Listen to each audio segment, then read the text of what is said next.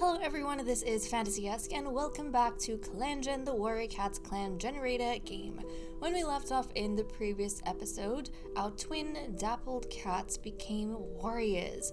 So we have Sandy Speckle and his sister, who looks very much like an ocelot, Scaleron, become warriors and start to kind of figure out their role in the camp, where they fit in, how they can do things, and I suppose solidify their loyalties and political views a little bit more as well. Now, we are going to dive in to take a look at what's happening with all the cats, but when we left off, I did say that the next time we return, I will be checking to see if, the loyalties among the cats have switched. And guys, we do have some switched loyalties. So one cat among these cats have actually managed to switch loyalties. So let's go ahead and take a look at who the loyalists are and who the loyalists aren't. So guys, now the scales have tipped not in favor of Frostar. Before, the clan was split exactly in half, and now Frostar is missing one of her loyalists because Charred Stripe has actually decided that maybe Frostar is too old to be leader, and I think that her mate Locust Leaf has influenced her. So Locust Leaf, he was always thinking that Frostar, he was I think part of the group that I suppose supports Snail Dusk, I would say. Since Snail Dusk is the deputy and she also feels like Frostar should step down, I don't know, does that mean that Snail Dusk will then become the new leader? Basically, we have, I'm gonna say, right now we have, it makes sense, right? Because of the rankings. We have Team Frostar and Team Snail Dusk. Locust Leaf has been Team Snail Dusk so far, right? I mean, we haven't really thought too hard about if Frostar steps down, who's going to replace her, although I suppose the logical choice would be the deputy. But that's not how these other, anti-loyalists are, describing themselves. But it kind of makes sense that if they don't support Frostar, then it means they're supporting Snail Dusk, right? So anyways, Locust Leaf has been an anti-loyalist, and, I think after he and Charred Stripe have managed to get closer, he's been trying to explain to his sister why her loyalty towards Frostar is kind of misplaced, but Duckpelt is, not listening to Locust Leaf, although I think he succeeded in planting a seed of doubt in her mind. He seems to, however, have managed to convince Charred Stripe that, maybe she shouldn't be holding on to her views on Frostar being something that is necessary for the betterment of the clan, because how can that be the best thing for the clan when she is so fragile? And the clan has to be seen as strong.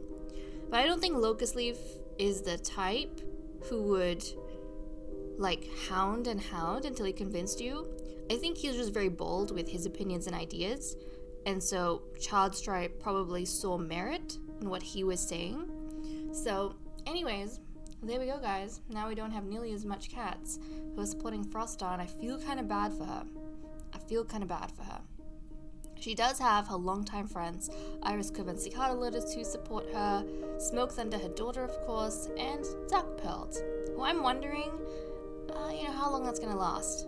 Is Duckpelt, we could say, I don't think she's being influenced by her stepfather, Iris Quiver, and her father, Cicada Lotus. I think her loyalty to Frostar is its own separate thing, and part of her development, and the development of her personality, but we'll have to see if it stays this way, or if she's going to be possibly the next cat to become an anti-loyalist.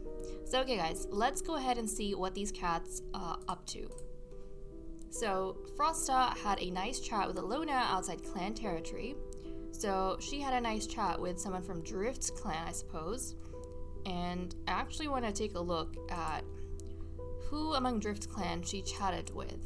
We'll say the first Drift Clan cat that she's close to. Okay, Linja is the cat that she chatted with. So that's kind of interesting. I wonder what sort of insight she got with that. Probably what's going on with, whatchamacallit, probably like what's going on with Drift Clan. That makes sense. That makes sense. And I feel like, hold on a second, we do have a little bit of an update on a Drift Clan. So guys, you know how, whatchamacallit, so Linja is up here. You know how we had Sandy Mask, who was the deputy, and Sandy Mask died quite a, few moons ago, and we weren't sure who was going to be Juliet Star's deputy? I think Juliet Star has appointed Jenny as his deputy. They kind of have like a unique sort of backstory, similar backgrounds, similar ways they were named. Juliet, Jenny, but they're both male cats. And coming from abusive owners, being kitty pets. Jenny was actually one of the, I think, elder cats that we came across after the Great Exile. And we rescued him and then sent him off to Drift Clan. So I think he probably has the closest experience to Juliet Star, and for that reason, they would work really well together and protect the clan from two legs, I think. So Jenny is the new deputy of Drift Clan. Bruce seems to be still sticking around as a mediator. So that's kind of interesting. I'm not entirely sure who would be Medicine Cat among these guys. I feel like maybe... Actually, we're gonna say, I feel like Bruce would have stepped into maybe the role of Medicine Cat after they lost their Medicine Cat, as someone who's quite experienced and who everyone kind of trusts. And maybe Linja is the new mediator. And then I suppose it also makes sense why, the mediator was coming over to talk to Frostar and kind of update her on what's happening with Drift Clan. I think it's also kind of cool that in Drift Clan, Bruce is the only one who's not a kitty pet. He's formerly a loner. But I think it's kind of interesting how the top ranks of Drift Clan are occupied by kitty pets. I think that's pretty interesting. Okay, so back to our clan. Snaildusk is not looking forward to the sparse hunting in Leaf Bear. Yeah, she is worrying quite a bit about what's gonna happen. They have, fewer cats and such. So, But also, arguably, they don't have, I think the period after the Great Exile was their, I don't know, you could say it was their weakest. I don't think they had any elders at that point though, like retired elders. And then they had kids coming. And then very soon after, they started having retired elders' kids. So they had very few warriors looking after everyone. But I think this concern and anxiety is definitely from the whole Frostar situation. A weak leader will make all their people anxious. Because if you think about it, we're kind of in a decent position. Because I remember a time when we only had 3 dedicated warriors and then like kids and elders. Whereas now, if you think about it, take out the leader, deputy, medicine cat, and the mediator. We have 1, 2, 3, 4, 5, 6, 7, 8 warriors. 8 dedicated warriors and no kids to look after. And no elders to look after. So I think overall we're in a better place. But it's just the leader. Okay. Bloomfreckle, again, is refusing to treat a cat that once bullied us. Someone she has a grudge against is how I'm interpreting this. So who does she have a grudge against still? Because the past 3 times it's been Smoke Thunder. But she did in the events, like in the last episode, bond a bit with Smoke Thunder. So I wonder if that has changed. So which is the clan cat she has the least relationship with? Still Smoke Thunder. It is still Smoke Thunder, guys. I think Smoke Thunder is just being like continuously persistent, and Bloomfreckle is not having it. They bond a little bit, but still overall she's not having it.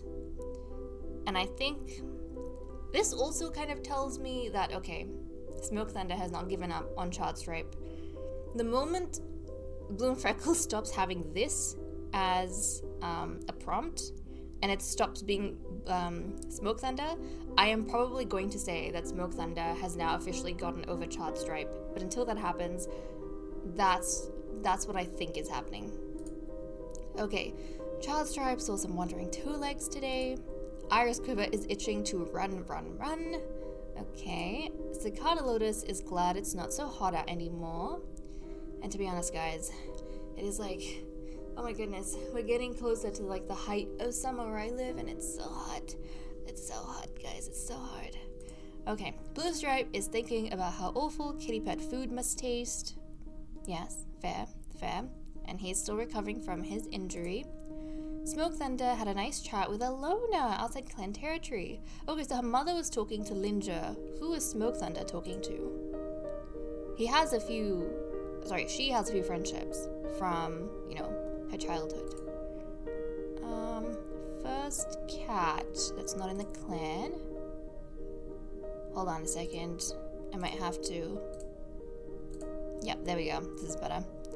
Let's see. Not over here. So this is where they show up. Jenny! Okay, so she's talking to Jenny. That's who she talked to. And it kind of makes sense if Jenny's the new deputy. Maybe Smoke Thunder accompanied her mother to go speak to some of the Drift clan cats. And so Smoke Thunder was talking to the new deputy Jenny, and Froststar was talking to the new mediator? Yes, the new mediator Linja. Okay, fascinating. Okay, Locust Leaf cleans the clearing of fallen leaves, so he is trying to be a little bit helpful. Duckpelt went out to hunt by herself. She did this actually in the last moon as well, and her brother couldn't keep up with her. It seems as though this time around he just hasn't even bothered. He's like, I'm gonna stick to the clearing, and probably close to, Charred Stripe in the Medicine Cat Den. Sandy Speckle wishes he could still get badger rides. And now I actually know what badger rides are. It's when the little kittens, they get onto the backs of the older cats and they go on little rides. Oh, Sandy Speckle. Scaleron saw a two-legged kit playing with a dog, and that's pretty much all we have today. So let's go ahead and send these guys out on patrol, guys. Bloom Freckle is gonna go out first. And I don't think Sandy Speckle and Scaleron have actually been out on a patrol, because they just became warriors in the last episode. So this is going to be their first patrol as warriors. Okay, Bloom Freckle is going to go out, first of all. As Leaffall arrives, the blackberry plants burst into fruit, and Bloom Freckle heads out to take advantage. Careful now. Bloom Freckle finds the blackberry bramble laden with berries. This is both the season for blackberry picking and the time to leave the leaves alone in anticipation of leaf bear. The berries are a poor substitute for the leaves, but a medicine cat has to think of the future. At least she managed to do something. I think the past 2 moons that Bloom Freckle has been out and about, she has had an unsuccessful time patrolling. So that was good. And now, let's see what the patrols are going to be like. Since we don't have any apprentices, that means the patrols are going back to whatever the deputy decides. I imagine even the leader kind of defers patrols to the deputy, because it's one more thing they don't have to think about. But when we have apprentices, I like the idea that the deputy usually discusses with the mentors to try and get the best sort of arrangement out. So this time around, it's all Snail Dusk to see who she's going to assign with each other. Okay, so we have Sandy Speckle and his sister Scaleron on the first patrol with the deputy, with Iris Quiver, and then Duckpelt and Locust Leaf. So maybe she feels like, even though they're like warriors now, it's probably a good idea for them to head out with the previous batch of newest warriors, so that might be good for them. And then, of course, we have Froststar, Smoke Thunder, and Cicada Lotus, the loyalists, kind of sticking together. So that's kind of good. We actually have 4 cats here in the patrol of 6 who are anti-loyalists. So that's kind of intriguing.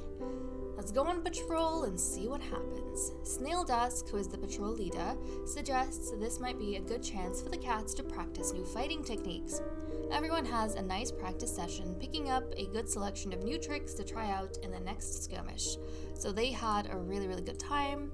Next up we have Smoke Thunder, Sikhard, Lotus, and Frostar. Let's see what happens over here. The patrol catches the scent of a fox, but is it red or grey? And is it worth a fight if they encounter it? Okay, so the patrol skills we have predicting, fighting, camp keeping, and storytelling. And the traits we have are lonesome and childish. So let's go ahead and see what happens here. Frostar leads the patrol to the end of the scent trail where Red Fox sits plucking the feathers of a plump seagull. With careful signals, the cats set up an ambush. There aren't many of them, but the fox doesn't need to know that. With a massive explosion of yowls, the cats sound like a full battle patrol, and the fox yips with fear as the cats pounce to take possession of the bird. Okay, so we've got a lot of experienced members over here, especially with Frostar, so this ended up being a really easy kind of patrol for them, which is good to see. Okay, so we have wrapped that up, and now we just need to set up for our moon skip. So AutoClan last time, which means River Clan, is who we're going to be trying to praise this time around. And I'm going to cut the recording here, guys, and then I'll be right back. Okay, let's go ahead, skip a moon, and see what happens. And guys, I don't know why Australia is so hot.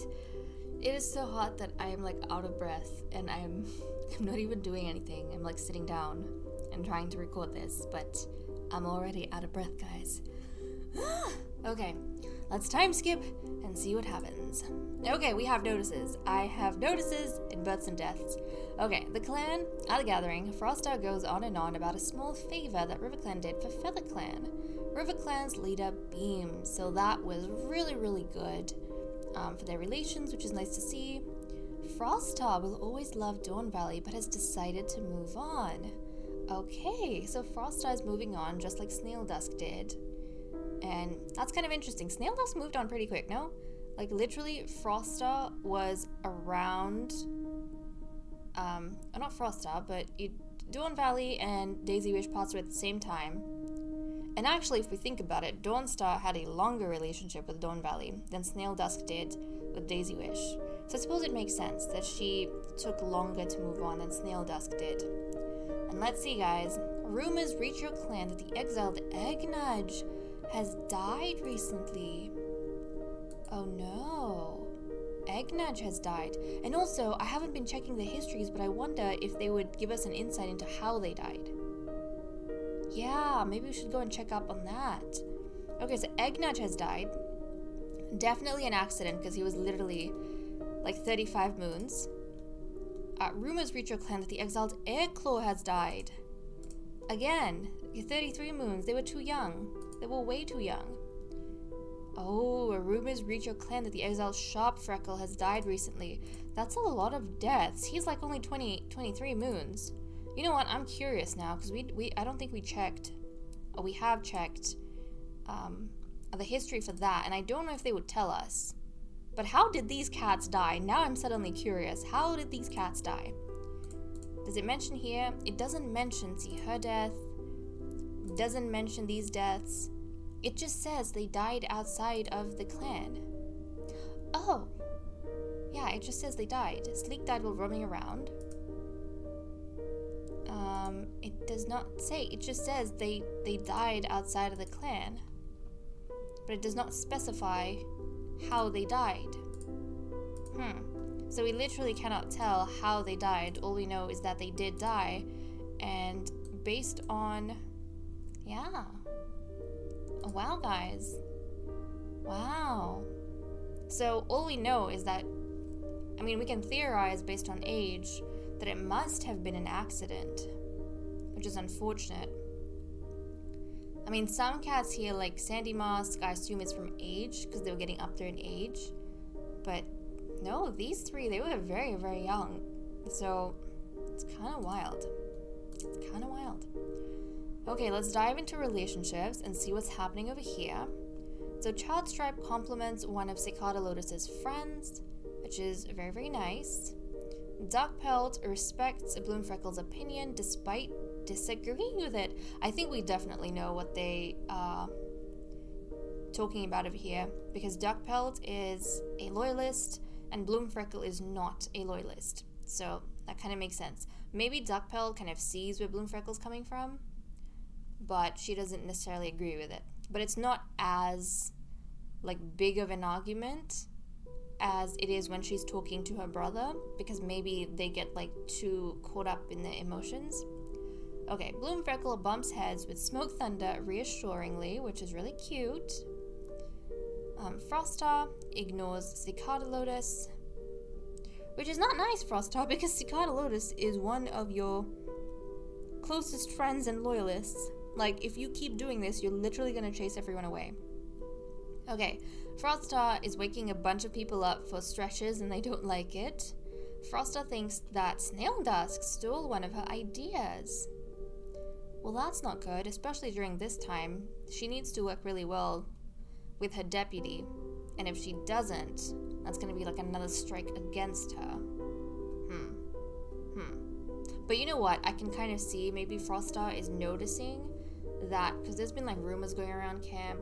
Maybe she's noticing that the clan cats are a bit divided, and maybe she wants people to think that I still can have good ideas and I can still come up with great solutions. And so she's being overly sensitive and protective of things she comes up with. And maybe Snail Dusk over here maybe didn't give her enough credit for something, and so Frostar's kind of scrambling to take credit for it because she needs people to think she's still capable. So maybe this was an issue of oversensitivity. Okay, Frostar will always love Dawn Valley. Yes, we're aware, she's moved on. Snail Dusk and Duckpelt's mother and daughter have multiple inside jokes with one another, which is very, very sweet. Very, very adorable. And I'm also kind of curious because, Duckpelt, and actually I never think about this, but Duckpelt's mother is deputy, and Duckpelt's mother is not a loyalist. I wonder how Duckpelt would feel having her mother called out by Frostar. Would this be just one other seed of doubt in her mind about whether Frostar is right to be leader or not? It's kind of curious.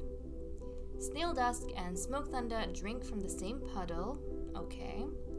Iris Quiver sees Frostar be kind to one of Iris Quiver's friends. We'll check up on this to see who Iris Quiver is close to, but also he is one of the loyalists, so it kind of makes sense. He is having his particular idea reinforced.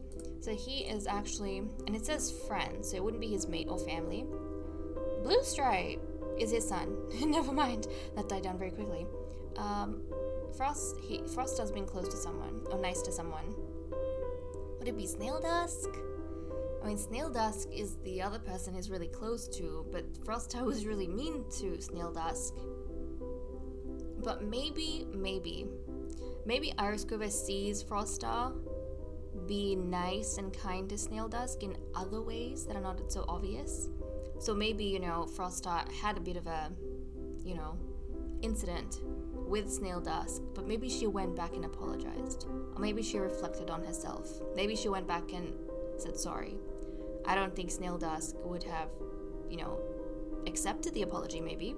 But maybe Frostar tried, and Iris Quiver noticed that, and he realized that, yeah, she's being a little bit possessive of certain things, a little bit cranky, but, she's not bad. She's not inherently bad, and he would have appreciated that. Okay, let's have a look at... Let's see. Iris Quiver sees Locust Leaf help a clanmate get unstuck from some brambles. Okay, a clanmate, so that's anyone.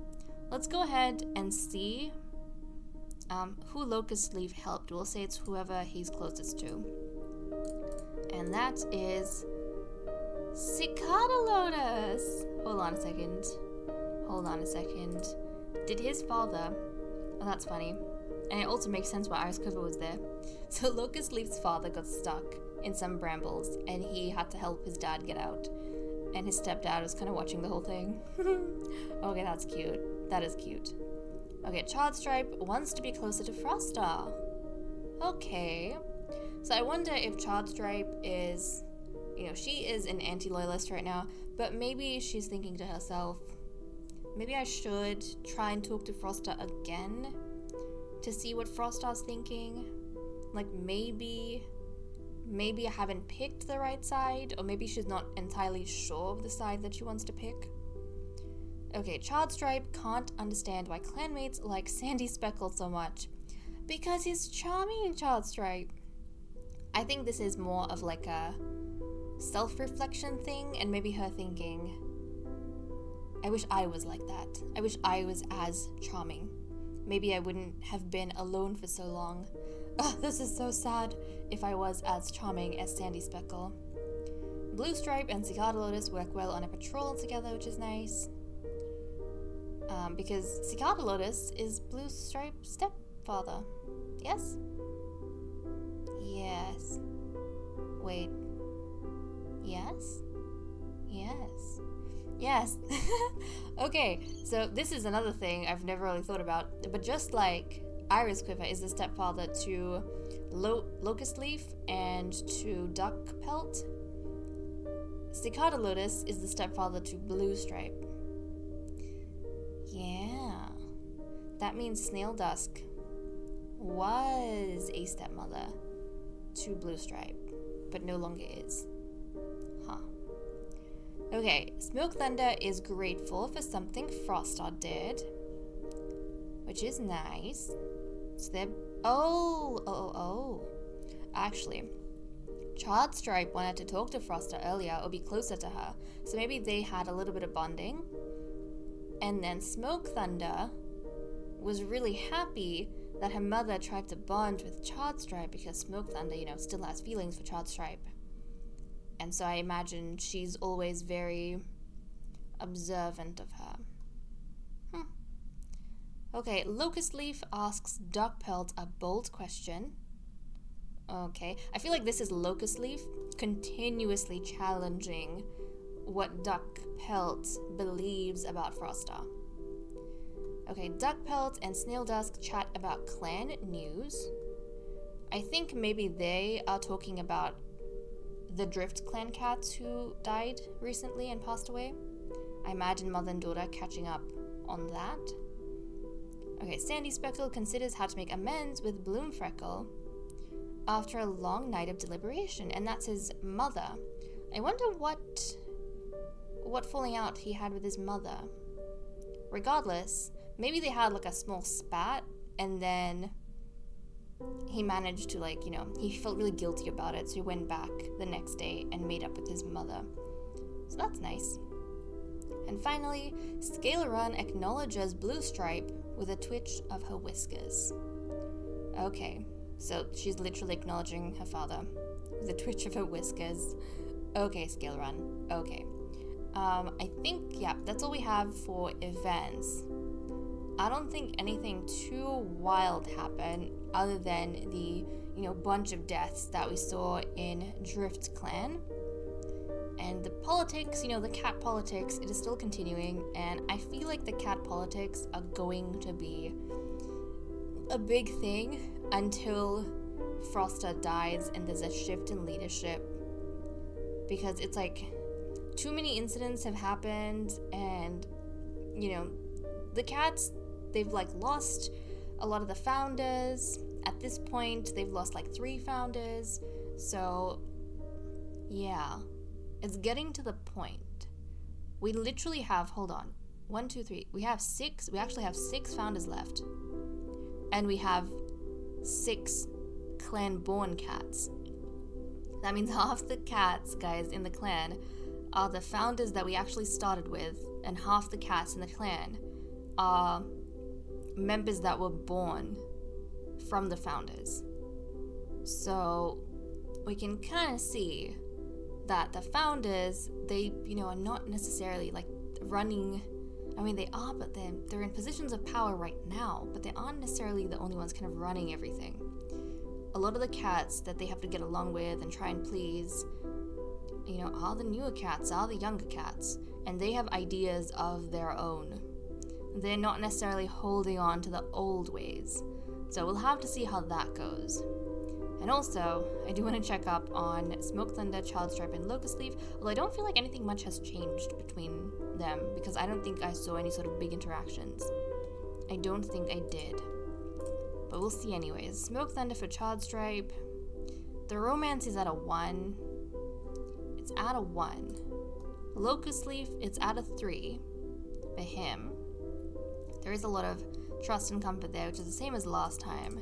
And then Child Stripe, she has a ton of security for romantic still hates Smoke Thunder, so nothing much I think has shifted over here. Nothing's really changed over there.